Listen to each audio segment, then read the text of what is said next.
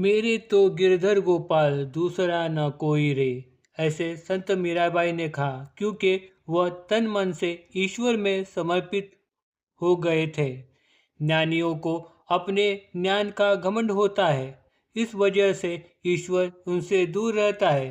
संत कबीर कहते हैं, पोती पड़े पड़े मुहा पंडित भया न कोई। पोती पड़े पड़े मुहा पंडित भया न कोई। ढाई अक्षर प्रेम का पढ़े सो पंडित भाई। ईश्वर तो अपने भक्तों के प्रेम के भूखे रहते हैं।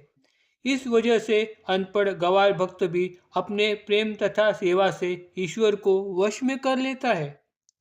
ऐसे ही भक्तों में से एक महादू खाना फासले, जो नित्य साई सेवा में रत रहता था, उसका ही नाम सामने आता है।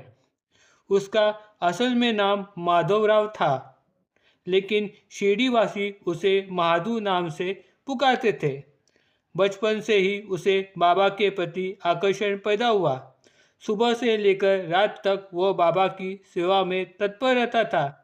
मस्जिद की झाड़ लौट करना, बाबा जहाँ पर बैठते थे उस बैठक को ठीक ठाक रखना, मस्जिद के सीढ़ियों के पास पानी का घंगाल रखना, बाबा के नहाने के लिए गर्म पानी का बंदोबस्त करना, बाबा के स्नान उपरांत तो उनका बदन पोंछने में वह तत्पर रहता था।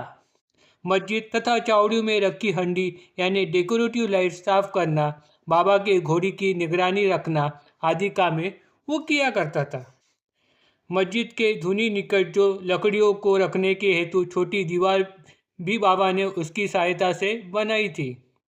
बाबा जिस ईंट पर हाथ रखकर धुनी पर ध्यान लगाए घंटों बैठते थे, वो ईंट जो बाबा की जीवन साथी थी, वो एक दिन माधु के हाथ से फूट गई। तब बाबा बहुत दुखी हो गए। बाबा ने कहा, वो ईंट नहीं, मेरा कर्म ही फूटा। अब मैं यहाँ नहीं रहूँगा। एक तरह से बाबा ने अपने महानिर्वाण की घोषणा ही कर दी, लेकिन महादू उसके लिए निमित्त मात्र साबित हुआ।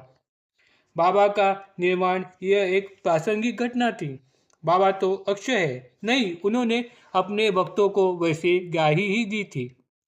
बाबा ने अपने भक्तों को कहा था कि मेरा 3.5 हाथ का देह यानी मैं नहीं, मैं तो अक्षय हूँ। मेरे जाने के बाद भी मेरी हड्डियाँ मेरी तुरबत से तुमसे बात करेंगी, लेकिन भक्त भी उतना श्रद्धालु होना चाहिए। सद्गुरु तत्व यह तो चिरंतर है, शाश्वत है। इस बात की प्रतीति बाबा अपने भक्तों को सदा देते रहते थे। यह घटना बाबा के महासमाधि लेने के बाद सन 1936 की है। उस वक्त बाबा के एक भक्त छोटी खान भाई और माधू फसले बाबा के मस्जिद में ही सोते थे। उस वक्त एक रात में छोटे खान भाई को बाबा की आवाज़ सुनाई दी, अरे माधू उठ, मुझे पेशाब आई है। तब उस वक्त माधू गहरी नींद में था। खान भाई को अपने बाजू में बाबा दिखाई दिए। सुबह उठते ही ये बात उसने सबको बताई।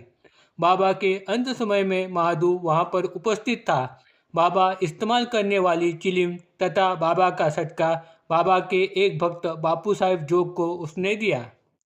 ये दोनों चीज़ें जोग ने अपने पूजा घर में पूजा हेतु रखी थी। बाद में वो चीज़ें साई संस्थान के साई बाबा वस्तु संग्रहालय में रखी गई हुई है। Om Sai Ram. Please like and subscribe my channel.